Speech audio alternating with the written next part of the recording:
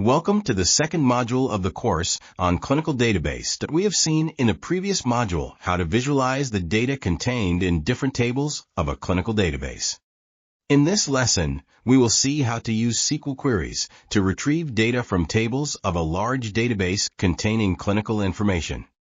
Data will be identified taking advantage of the relations among information contained in different tables. The specific aim is to show how it is possible to extract data that we are looking for from the entire dataset. You will see how this is done and the possibilities offered by these procedures.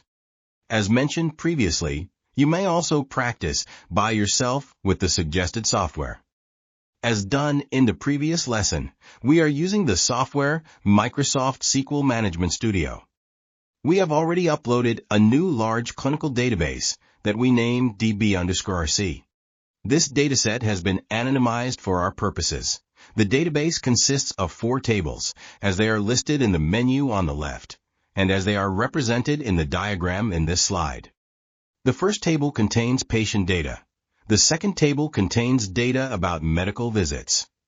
The third table contains the results of blood analysis tests, and the last table contains urine analysis test results. Let's see now the different data contained in the first table on patient data. We can see that tables are related by primary keys, that are fields that uniquely identifies every record in a certain table. The primary key in the table of patient data, that is the fiscal_ code, allows identification of all the visits stored for a given patient.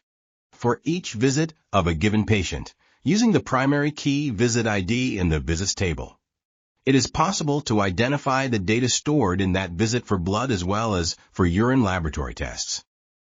Let's now inspect the data in the first table, named patient data. Using the SQL query, select we can see all data contained in the table. We see here the first part of the dataset that we can read the different fields, such as fiscal code, date of birth, sex, and height. There are several patient data in this table, and we can see how many they are by scrolling down the table as shown in the next slide. If we go down to the last part of the table, we can read that the total number of patients is equal to 758, as indicated by the red arrow. This dataset refers to a hypothetical population of patients affected by renal diseases. We then have data related to the medical visits, as well as laboratory tests of blood and urine for this large patient population. Let's see, in the next slide, the number of visits contained in the database. To this aim, we can select all fields in the visits table, as done by the query reported at the top of the window. By scrolling the table down to the end, the number of visits we can read in the table is rather large, about 26,000 visits. This number is due to the large number of visits that are present in average for each patient in the database and the large number of patients. Actually, the idea here is that patients that are chronically affected by organ dysfunction, in this case the kidney, are followed by the specialists for several years of follow-up with several visits and laboratory tests. All these activities produce a large amount of clinical data. Let's see now how we can join 2 tables of this database that we would like to create a set of data containing the information about the visits and patient data at the same time. Let's suppose that we would like to calculate the age of a patient at the time of a visit.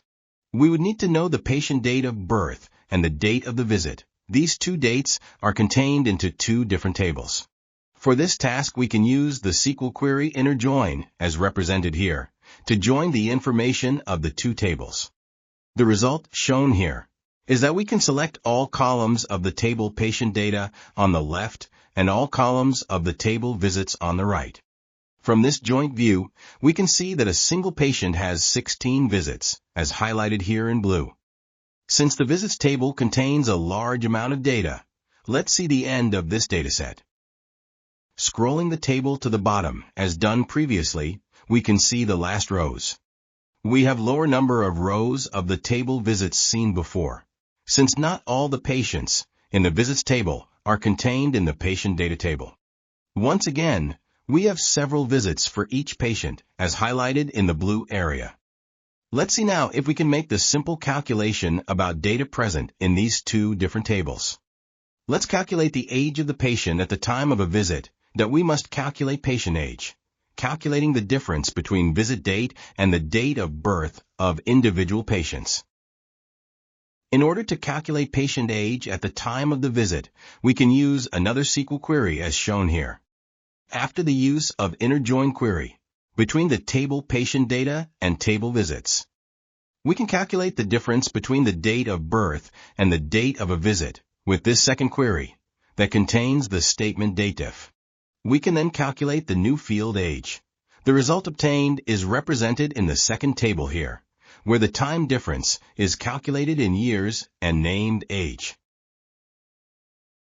This is the end of lesson number 1 of the second module. Please answer the questions as done before, and then continue with the last lesson of this module.